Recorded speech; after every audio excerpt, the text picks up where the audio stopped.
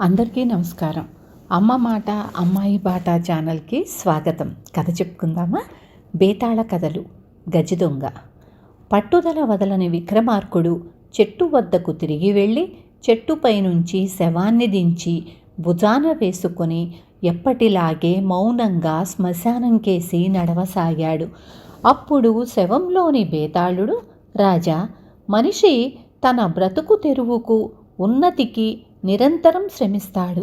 ఇంత అర్ధరాత్రి వేళ నువ్వు పడుతున్న శ్రమ అలాంటిదే అనుకోవడం నిజం కాదన్న అనుమానం కలుగుతున్నది. దేశ పాలకులైన కొందరు రాజులు వక్రబుద్ధులు తమకే క్షణాన ఏది తోస్తే అదే ఉత్తమ పద్ధతి అనుకుంటారు. కానీ అది ప్రజలను ఇక్కట్ల పాలు చెయ్యవచ్చు. నువ్వు అలాంటి వాళ్లల్లో ఒకడివై ఉండాలి. ఇందుకు ఉదాహరణగా ఉగ్రశీలుడని గజదొంగ కథ చెబుతాను. శ్రమ తెలియకుండా విను అంటూ ఇలా చెప్పసాగాడు. మణికర్ణిక దేశానికి సత్యేంద్రుడు రాజు. ఆ దేశంలో గల అరణ్యాలలోని కొండల్లో ఉగ్రశీలుడని గజదొంగ ఉండేవాడు. వాడు తన అనుచరులతో అక్కడి గుహల్లో రహస్య జీవితం గడుపుతూ ఉండేవాడు. వాళ్ళు దారి దోపిడీలతో పాటు దూరంగా ఉన్న గ్రామాలకు దండుగా పోయి అక్కడి ఇళ్లను కొల్లగొట్టి తిరిగి తమ రహస్య స్థావరాలు చేరేవారు. వాళ్ళందరూ దొంగతనాలకు పోయినప్పుడు ముసుగులు ధరించేవారు. అందువల్ల ఉగ్రశీలుడు దొంగల నాయకుడని తప్ప అతడి రూపాన్ని ఎవ్వరూ చూసి ఉండలేదు. ఉగ్రశీలుడి భార్యకు తన భర్త చేసే దారి దోపిడీలు దొంగతనాలు అంటే చెప్పరానంత అసహ్యం, ఏహ్యభావం.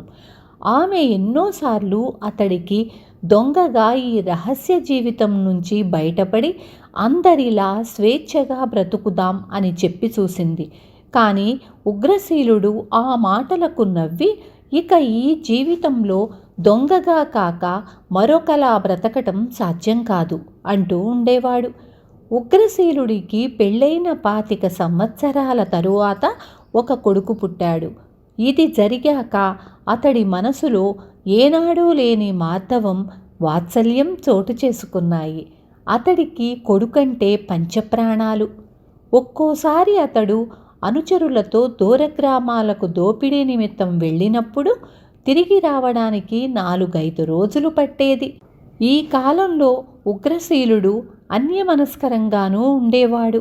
అతడిలో పూర్వపు ఆవేశం, క్రౌర్యం కనబడేవి కాదు. దోచుకున్న వాళ్ల ఇళ్లల్లో చిన్నపిల్లలుంటే వాళ్లను ఎత్తుకుని ముద్దాడేవాడు. అతడి ధోరణి అనుచరులకు నచ్చేది కాదు. ఇలా ముద్దులు మురిపాలలో పడితే మనం ఏదో ఒకనాడు రాజభటులకు తేలిగ్గా దొరికిపోతాము. నీకేనా కొడుకుంది, మాకు మాత్రం లేరా? దొంగలకు ఇలాంటి నైజం ప్రమాదకరం అనేవాళ్ళు అనుచరులు. ఉగ్రశీలుడు మాత్రం ప్రయత్నించి తన అలవాటును మానుకోలేకపోయాడు. ఒకసారి వాళ్ళు ఎన్నడూ తోచని ఒక దూర ప్రాంత గ్రామానికి బయలుదేరారు. అక్కడికి గుర్రాల మీద ప్రయాణం 4 రోజులు పడుతుంది. వాళ్ళు రాత్రివేళ ప్రయాణం చేస్తూ పగలు గుబురు చెట్ల చాటున విశ్రాంతి తీసుకునేవాళ్ళు. ఒకనాటి మిట్ట మధ్యాహ్నం వేళ మర్రి చెట్టు నీడలో పడుకొని ఉన్న ఉగ్రశీలుడికి ఒక కల వచ్చింది. ఆ కలలో అతన్ని రాజభటులు వెంటబడి తరుముతున్నారు. అతడెక్కిన గుర్రం ఒక చెట్టు మోడు కాలికి తగలడంతో పక్కకు పడిపోయింది. ఉగ్రశీలుడు గుర్రంతో పాటు కింద పడి లేచి కాలి సత్తువ కొద్దీ పరిగెత్తసాగాడు. కానీ అతన్ని గుర్రం మీద తరుముకు వస్తున్న భటుడు గురి చూసి బల్లెం విసిరాడు. బల్లెం ఉగ్రశీలుడి వెన్నులో బలంగా దిగింది. అతడు బాధతో బోర్లా పడబోతున్న క్షణంలో అతడి భార్య, 3 నెలల కొడుకు ఒక కొండ శిఖరం మీద నుంచి కింది లోయలోకి పడిపోవటం అతడికి కనిపించింది. ఉగ్రశీలుడు ఒక వెర్రి కేక పెట్టి లేచి కూర్చున్నాడు. అతడు నిలువెల్లా కంపించిపోసాగాడు. తానిప్పుడు కన్న కల భవిష్యత్తులో నిజం కాబోతుందన్న భయం అతన్ని పట్టుకుంది. దొంగ అన్నవాడు ఏనాటికైనా పట్టుబడి తీరతాడు. అప్పుడు తన భార్య, కొడుకు గతి ఏం కాను? ఉగ్రశీలుడు ఇలా ఆలోచించి దూరంగా పడుకొని నిద్రపోతున్న తన 10 మంది అనుచరులను నిద్రలేపి మనం ఇక్కడి నుంచే తిరిగి వెళ్ళిపోదాం అన్నాడు.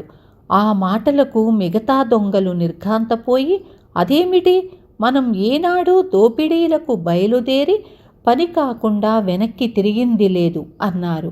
నేను మీ నాయకుణ్ణి, ఇది నా ఆజ్ఞ అన్నాడు ఉగ్రశీలుడు కళ్ళెర్ర చేసి కత్తిపిడి మీద చెయ్యి వేస్తూ. దొంగలందరూ అయిష్టంగానే అతడి వెంట చీకటి పడే లోపల తమ స్థావరాలు చేరుకున్నారు. ఇది చూసి వాళ్ల భార్యాబిడ్డలు ఆశ్చర్యపోయారు. ఉగ్రశీలుడు అందర్నీ ఒకచోట సమావేశపరిచి, మనుషులమై ఉండి ఇంతకాలంగా మనం క్రూర మృగాల్లాగా బ్రతుకుతున్నాము. ఇది మన పిల్లలకు వారసత్వం కారాదు. మనం తెల్లవారుతూనే బయలుదేరి రాజధాని నగరం చేరి అక్కడ రాజభటులకు లొంగిపోదాం. మనకు శిక్ష పడినా మన కుటుంబాలు గౌరవంగా స్వేచ్ఛగా జీవించే అవకాశం ఉంటుంది అన్నాడు. ఇందుకు మిగతా దొంగలు వ్యతిరేకించారు. తాము ఇంతవరకు చేసిన నేరాలకు రాజు తమను కఠినంగా శిక్షిస్తాడని, అందువల్ల అరణ్యం వదిలి రామని వాళ్ళు ఉగ్రశీలుడితో చెప్పారు. అది మీ ఇష్టం, నేను మాత్రం రాజభటులకు లొంగిపోదలిచాను. మీరు తొందరపడకుండా తెల్లవారే లోపల మరొకసారి ఆలోచించుకొని ఒక నిర్ణయానికి రండి అని సలహా ఇచ్చాడు ఉగ్రశీలుడు. ఉగ్రశీలుడి భార్యకు భర్తలో వచ్చిన మార్పు చెప్పలేనంత ఆనందం కలిగించింది. తన అనుచరులు తన మాట కాదని ఎదురు తిరగటం ఉగ్రశీలుడికి చాలా కోపం తెప్పించింది. ఆ రాత్రి అతడికి సరిగ్గా నిద్రపట్టలేదు. రాత్రి 3వ జాములో అతడు చల్లగాలి కోసం బయటకు వచ్చి ఒక చెట్టు కింద నిలబడ్డాడు. కొంచెం దూరంలో చీకటి మరుగున అతడి అనుచరులిద్దరూ మాట్లాడుకోవటం ఉగ్రశీలుడి చెవిన పడింది. కొడుకు పుట్టాక ఉగ్రశీలుడు పూర్తిగా మారిపోయాడు. అతడు వెళ్ళి లొంగిపోయాక రాజభటులు అతన్ని నానా హింసలు పెట్టైనా మన ఆచూకీ తెలుసుకుంటారు. అందువల్ల అతడు నిద్రలో ఉండగానే మొత్తం కుటుంబాన్ని హతం చెయ్యాలి అన్నాడొక అనుచరుడు. ఇందుకు నేను సిద్ధమే, మిగతా వాళ్లకు కూడా సంగతి చెప్పి వాళ్ల సాయం కోరదాం అన్నాడు మరొకడు మెల్లగా. ఈ సంభాషణ విన్న ఉగ్రశీలుడు తనకు తన కుటుంబానికి రానున్న ప్రమాదం గ్రహించాడు. అతడు అప్పటికప్పుడే భార్యను కొడుకును నిద్రలేపి గుర్రం మీద రాజధానికి ప్రయాణమయ్యాడు. 2 రోజుల తరువాత సూర్యాస్తమయం వేళ అతడు రాజధాని నగరం సమీపించాడు. అతడు గుర్రాన్ని అక్కడే వదిలి కాలినడకన భార్యను కొడుకును వెంటబెట్టుకొని నగరం ప్రవేశించాడు. సంవత్సరాల తరబడి అరణ్యంలో ఉన్న ఉగ్రశీలుడి భార్యకు అంత జనం మధ్య నడవటం చాలా శ్రమ అనిపించింది. వాళ్ళు ఆ రాత్రి ఒక సత్రంలో బస చేశారు. ఒక రాత్రి వేళ ఉగ్రశీలుడు భార్యతో, నేను తెల్లవారుతూనే రాజభటులకు లొంగిపోతాను అన్నాడు. అతడి భార్య ఆ మాటలకు బెంబేలు పడిపోతూ, మమ్మల్ని ఇక్కడి జనసముద్రంలో వదిలి నువ్వు చెరసాలకు పోతే మాకు దిక్కెవరు? కావాలంటే మా ఇద్దరికీ ఇంత విషం ఇచ్చి తరువాత వెళ్ళు అంది. ఇప్పుడు ఉగ్రశీలుడికి తాను ఊహించని ఒక కొత్త సమస్య ఎదురయ్యింది.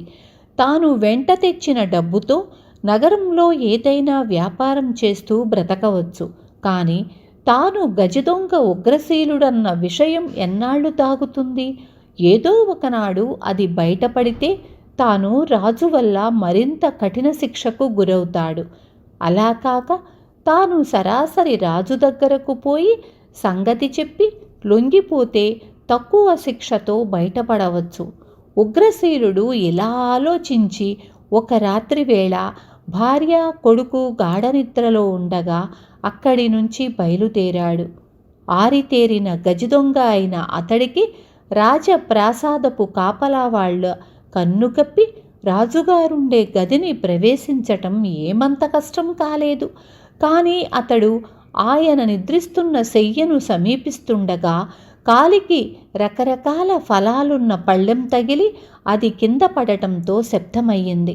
ఆ శబ్దం విన్న కాపలాభటులు దొంగ దొంగ అంటూ అక్కడికి పరుగున వచ్చి ఉగ్రశీలుణ్ణి వడిసి పట్టుకున్నారు. ఇంతలో నిద్రాభంగం అవటంతో రాజు సత్యేంద్రుడు శయ్య మీద లేచి కూర్చున్నాడు.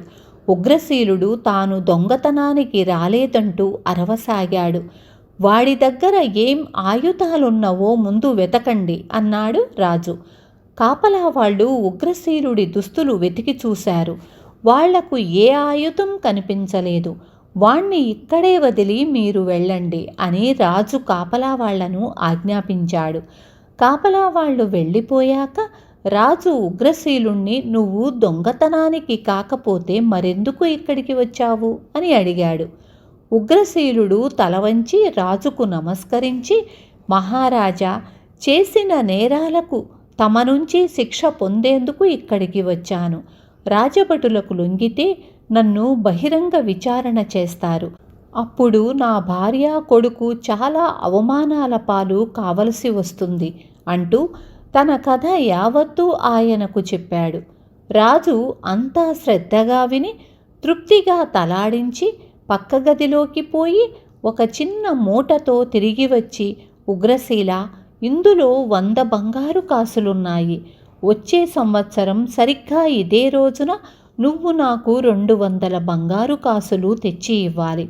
ఆ డబ్బు కష్టపడి సంపాదించినదై ఉండాలి, గుర్తుంచుకో అంటూ మూటను ఉగ్రశీలుడికిచ్చాడు. తరువాత ఆయన చప్పట్లు చరిచి కాపలా వాళ్లను పిలిచి ఇతన్ని మర్యాదగా తీసుకుపోయి రాజమార్గం మీద వదిలిరండి అని చెప్పారు. కాపలా వాళ్ళు అలాగే చేశారు. బేతాళుడు ఈ కథ చెప్పి, రాజా, గజదొంగ అయిన ఉగ్రశీలుడు దొరికినప్పుడు రాజు సత్యేంద్రుడు వాణ్ణి శిక్షించకపోగా అలా 100 బంగారు కాసులిచ్చి పంపటం వక్రబుద్ధి అనిపించుకోదా? ఉగ్రశీలుడు ఇక ముందు దారి దోపిడీలకు, దొంగతనాలకు పాల్పడడు అన్న నమ్మకం ఏమిటి? రాజు గనుక సత్యేంద్రుడికి అనేక మంది భటులు, కాపలా వాళ్ళు ఉంటారు. అతడికి ఎలాంటి దొంగల భయము లేకపోవచ్చు. కానీ సామాన్య పౌరుల మాటేమిటి? మరొక సంగతి, ఉగ్రశీలుడిలో పరివర్తన వచ్చిందనుకున్నా వాడు అరణ్యంలో విడిచి వచ్చిన దొంగల ముఠ చెక్కు చెదరక అలాగే ఉంది కదా. ఇదంతా చూసినప్పుడు రాజు అనాలోచితంగా ఆ క్షణాన తోచినదేదో చేశాడనిపించటం లేదా? ఈ సందేహానికి సమాధానం తెలిసి కూడా చెప్పలేకపోయావో నీ తల పగిలిపోతుంది అన్నాడు.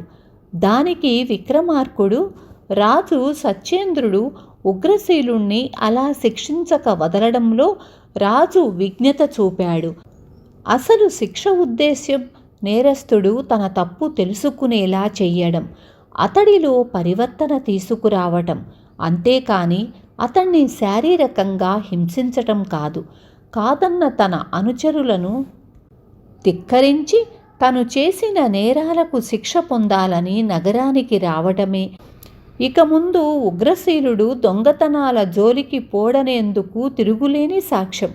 వాడు తన కథ అంతా రాజుకు చెప్పాడు. ఆ విధంగా రాజుకు గజదొంగ అనుచరులెక్కడ ఉన్నది తెలిసింది. వాళ్ళు తమ నాయకుణ్ణి శిక్షించక వదిలిన రాజు దయాగుణం గురించి ఏదో ఒకనాడు వినకపోరు. అప్పుడు వాళ్ళు ఉగ్రశీలుడిలాగే రాజు దగ్గరకొచ్చి క్షమాభిక్ష కోరవచ్చు. అలా జరగకపోతే రాజు సైనికులను పంపి వాళ్లను పట్టి బంధించగలడు.